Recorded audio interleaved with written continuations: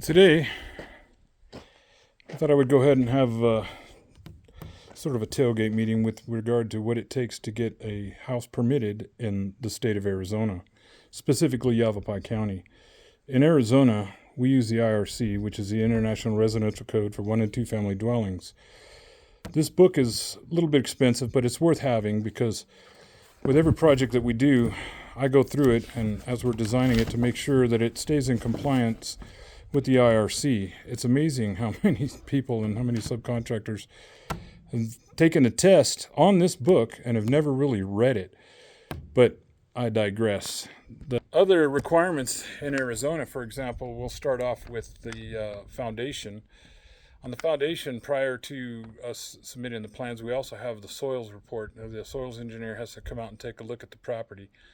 That's the house we're doing in Cottonwood, for example. That's why we have to go do a little bit of the over-X on there and bring in some AB material in order to compact that base that's underneath of it.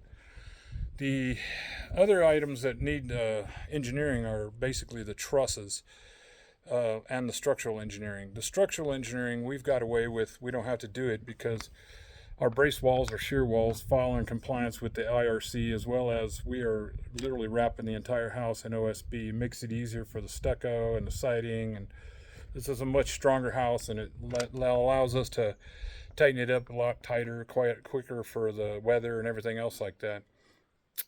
Electrical is usually done by the electrical contractor, gives us the load calculations so that we could submit those to the local power company in order for them to be able to provide us with the power. This house, for example, in Cottonwood, we're getting a 200 amp panel on there.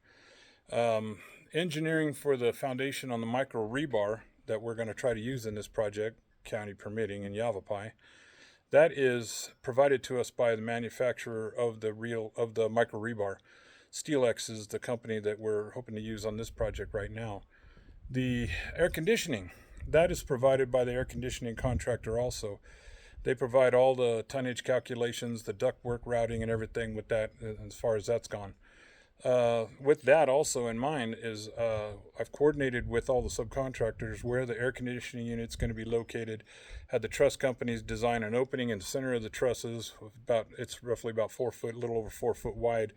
We're going to put OSB sheeting all the way down so that there's a walkway plank all the way down. Makes it easy for the AC guys and everybody getting up into the attic to do their thing. Don't just let the truss companies run off and design it themselves, because they'll clutter the hell out of it up there, and you'll have all kind of obstructions and pipes that are AC ductwork and everything just wiggling all over the place. Ours is specifically set up coordinating with the two so that it's an easy fix and it's an easy thing for everybody to do, which drives the price down a little bit. The plumbing, that's a plumber. That's very easy stuff to do.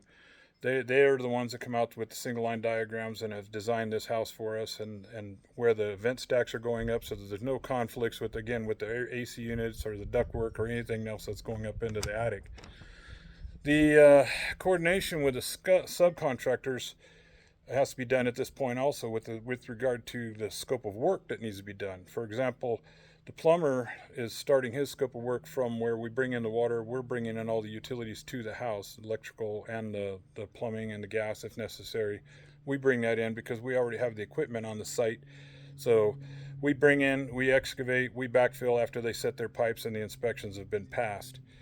The only other thing I can really think of with regard to that would be coordinating with any other incidental stuff that needs to be done.